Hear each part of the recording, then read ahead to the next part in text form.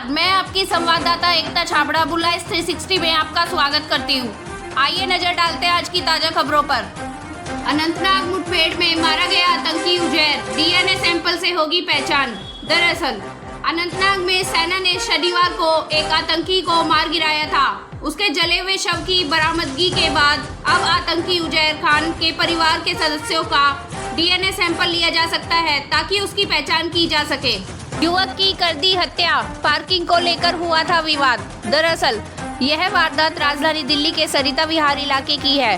Police का कहना है कि कल रात करीब 9:45 पर घटना का पता चला। अली विहार के गली नंबर 9 में 5-6 लड़के बाइक पर आए और अरविंद मंडल नाम के युवक के घर में घुसकर उस पर चाकू से हमला कर दिया। पुलिस ने 4 आरोपियों को पकड़ लिया है, वहीं 2 की तलाश जारी है। विश्वकर्मा जयंती पर पीएम ने शुरू की खास स्कीम, दस्तकारों और कारीगरों को मिलेगा फायदा। दरअसल प्रधानमंत्री नरेंद्र मोदी ने रविवार को Yashobhoomi India international convention and expo centre IICC के पहले फेज का उद्घाटन किया है। उन्होंने आज के ही दिन पीएम विश्वकर्मा योजना भी लॉन्च की, जिसमें दस्तकारों और हस्तकला कारीगरों को ट्रेनिंग देने के बाद सस्ता लोन दिया जाएगा। पाक से आई सिमरन चाहती है भारतीय नागरिकता, सुनाई अत्याचार की कहानी। दरअसल सिमरन 27 सितंबर 2013 को पाकिस्तान से भारत आ गई थी। उनका परिवार आज भी पाकिस्तान में रह रहा है। अलीगढ़ में सिमरन के दादा दादी का घर है। सिमरन अलीगढ़ में ही रहकर पढ़ाई कर रही है। उनका कहना है कि पाकिस्तान में लोगों पर बहुत अत्याचार किया जाता है। अंबेडकर नगर के मंचलों को पुलिस ने मारी गोली। दरअसल यूपी के अंबेडकर नगर से एक परेशान करने वाली खबर आई, जहां मंचलों की करतूत ने इंटरमीडिएट की एक छात्रा की जान ले ली। स्कूल से लौटते वक्त छेड़खानी से सड़क पर गिरी छात्रा की गाड़ी से टक्कर के बाद मौत हो गई।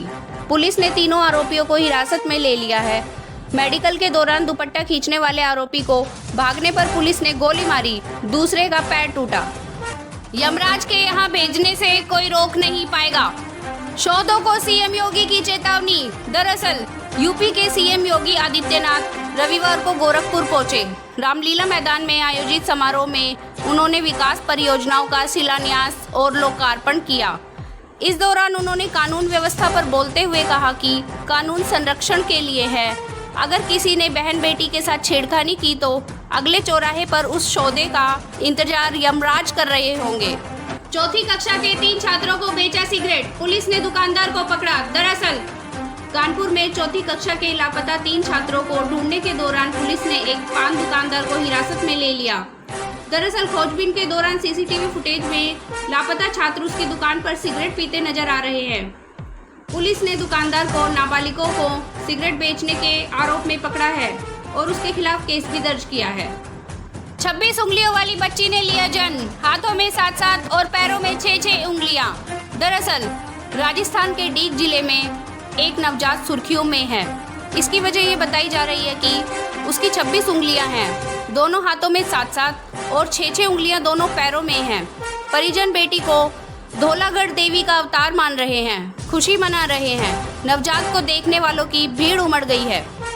आंधी बारिश से मक्का, उड़द और मूंग की फसल बर्बाद, किसानों को भारी नुकसान। दरअसल राजस्थान के भीलवाड़ा जिले में लंबे समय के इंतजार के बाद शुक्रवार रात से मानसून सक्रिय हुआ तो जिले के कई हिस्सों में 2 दिन बारिश का दौर जारी रहा। इस बारिश से खेतों में खड़ी मक्का, उड़द और मूंग की फसलों का बड़ा नुकसान हुआ है। पेट्रोल पंप पर कर्मचारी की बेरहमी से पिटाई, सीसीटीवी कैमरे में कैद हुई घटना। दरअसल सोनीपत में दबंगों ने पेट्रोल पंप पर कर्मचारी की बेरहमी से पिटाई कर दी। यह घटना पंप पर लगे सीसीटीवी कैमरे में कैद हो गई।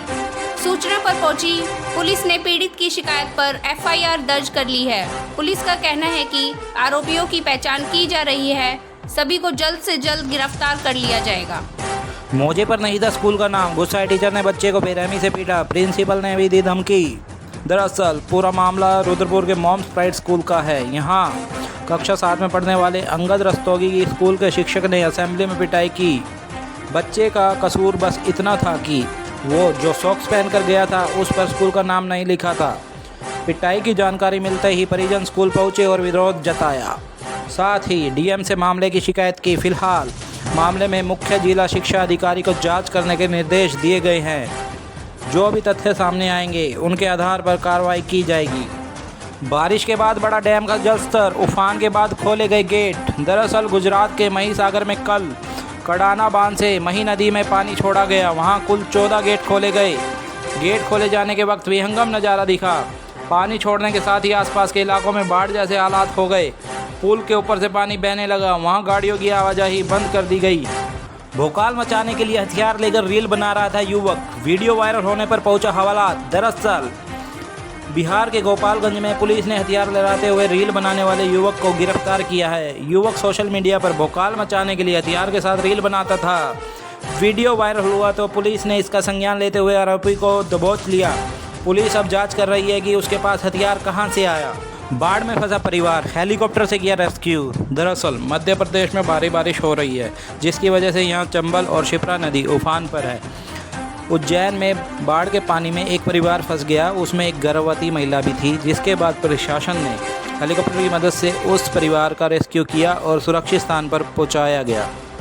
टाटा स्टील बचाएगी ब्रिटेन के लोगों की नौकरियां। यूके पीएम ऋषि सुनक से $1.25 अरब की डील। दरअसल भारत की कंपनी टाटा स्टील और ब्रिटेन की सरकार के बीच एक बड़ी डील हुई है। यूके के पीएम ऋषि सुनक ने इस डील के तहत $1.25 बिलियन के निवेश पैकेज का ऐलान किया है। ऋषि सुनक ने कहा कि इस डील से हजारों ब्रिटिश नौकरियां बच जाएगी और वेल्स में इस्पात इंडस्ट्री का फ्यूचर सिक्योर होगा। थम गई 11 दिनों से चली आ रही तेजी। शुरुआती कारोबार में लुढ़क गए सेंसेक्स निफ्टी। सुबह 9:15 पर जैसे ही सेशन शुरू हुआ, बीएसई का 30 शेयरों वाला सेंसेक्स करीब 155 अंक के नुकसान में चला गया। चंद मिनटों में सेंसेक्स की गिरावट 255 अंक से ज़्यादा की हो गई और यह 67,600 अंक से भी नीचे आ गया। इसी तरह निफ्टी करीब 60 अंक लुढ़क कर शुरुआती कारोबार में 20,130 अंक के पास आ गया। मिलते हैं फिर कुछ नई खबरों के साथ। बने रहिए बुल आइस 360 के साथ।